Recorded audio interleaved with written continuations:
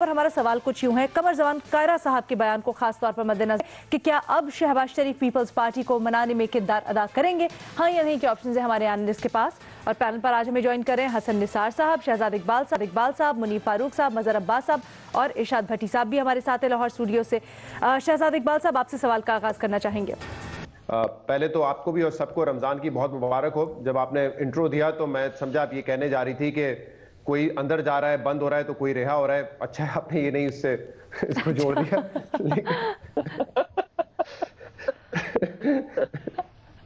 बहरहाल तो नून लीग के लिए यकीनन बड़ी खबर है। पार्टी के सदर हैं, कौमी असेंबली में लीडर ऑफ द ऑपोजिशन है शहबाज शरीफ साहब, उनकी जमानत मंजूर हो गई है और सियासी तौर पे वो इसको अपनी जीत के तौर पे भी मनाएंगे कि जो भी एहतसाब का नारा है पाकिस्तान तहरीक इंसाफ का हो या जो नैब की गिरफ्तारियां हो, आखिर में यही नजर आता है कि जमानतें हो जाती हैं।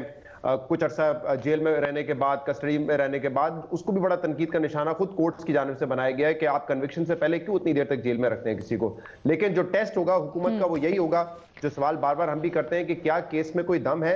अगर दम है तो प्रेस कॉन्फ्रेंस की हद तक क्यों नजर आता है, कन्विक्शंस की सूरत में क्यों नहीं नजर आता। लेकिन जो सवाल आप करिए ये बड़ा इंटरेस्टिंग है कि अब जब शहबाज शरीफ साहब बाहर आएंगे तो फिर उनकी एक तो पोजीशन है पार्टी में, लेकिन उनकी जो से है और उनका जो नैरेटिव है वो किस हद तक प्रिवेल करेगा और ड्राइव करेगा पीएमएलएन को। क्योंकि अब वो जब आएंगे और पीडीएम अगर थोड़ी बहुत जिंदा भी रहती है तो उसकी मीटिंग्स भी अटेंड करेंगे। उनका जो बयानिया है वो मरियम नवाज से बिल्कुल मुख्तलिफ है। मरियम नवाज साहिबा आपको पता है बीमारी की वजह से और कुछ लोग कहते हैं कि कुछ और वजूहात की वजह से इस वक्त खामोश है, ज्यादा बात नहीं कर रही। ट्विटर पे बात करती है या कल उनकी जो कोर्ट में अपीयरेंस थी उस पर उन्होंने बात की, अदरवाइज वो बड़े बड़े इश्यूज पे हमने देखा है कि रिसेंटली खामोश रही हैं। तो ये बड़ा इंटरेस्टिंग होगा कि अब ये शहबाज शरीफ साहब का फैक्टर नून लीग को कहां लेके जाता है। देखें, एक तरफ तो वैसे ही पीडीएम टूट फूट का शिकार है, दूसरी तरफ अब इसमें अगर शहबाज शरीफ साहब का नैरेटिव भी आप बिल्ट इन कर देंगे तो फिर ये जो इस वक्त पोजीशन ली हुई थी हसन इकबाल साहब ने, खाकान अब्बासी साहब ने, मरियम नवाज ने और जो नवाज शरीफ साहब का एक पूरा बयानिया है कि हमें इस्तीफे देके आगे बढ़ना चाहिए, मेरे ख्याल से इसमें एक रुकावट और अब शहबाज शरीफ साहब की सूरत में भी नजर आएगी। इतना आसान नहीं होगा शहबाज शरीफ को कन्विंस कर देना कि इस्तीफे दें और आगे बढ़े। वैसे भी अब इस्तीफों वाली बात तो मेरे ख्याल से बहुत हद तक खत्म ही हो गई है। पीपल्स पार्टी के बगैर तो नून लीग ने कह दिया है कि हमें इस्तीफा नहीं देना है, लेकिन मेरे ख्याल से वो जो दमखम था थोड़ा बहुत वो भी मेरे ख्याल से अब और ज्यादा उसमें एक डिवाइड आ जाएगा, क्योंकि विद इन द पार्टी जो शहबाज शरीफ का नैरेटिव है वो भी अब जो है उसमें शामिल हो जाएगा।